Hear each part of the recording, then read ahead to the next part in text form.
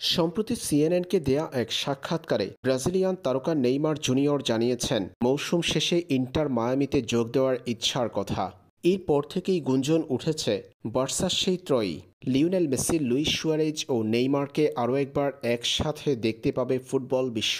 তবে সেই স্বপ্ন দেখা ফুটবল প্রেমীদের হতাশ করেছে ইন্টার মায়ামির আর্জেন্টাইন কোচ হাবিয়ের মাসচেরানো। নেইমারকে ইন্টার মায়ামিতে আনা নিয়ে মাসচেরানোকে প্রশ্ন করেছিল সাংবাদিকরা। সেই প্রশ্নের উত্তরে তিনি বলেন, আমরা নেইমারের বিষয়ে কথা বলতে পারি না, কারণ এর জন্য আমাদের কিছুই নেই।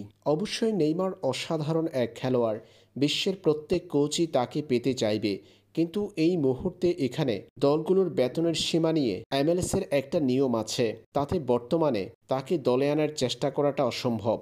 উচ্চ বেতনের কারণেই মূলত ব্রাজিলিয়ান সুপারস্টারকে ইন্টার মায়ামির কোনো দল আনতে পারবে না বলে মন্তব্য করেছেন হাবিয়ার মাসচেরানো। নেইমার স্বপ্ন দেখেছেন লুইস সুয়ারেজ ও লিওনেল মেসির সঙ্গে আরও একবার ট্রেফলা গড়ার, কিন্তু তাতে বাধার কথা জানিয়ে দিয়েছেন আর্জেন্টাইন কোচ।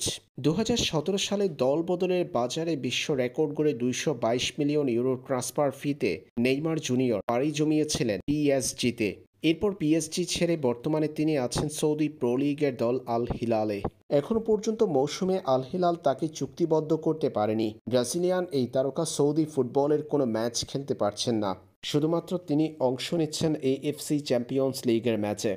তাই গুঞ্জন জোরালো হয়েছে নেইমার জুনিয়রের ক্লাব বদল করার।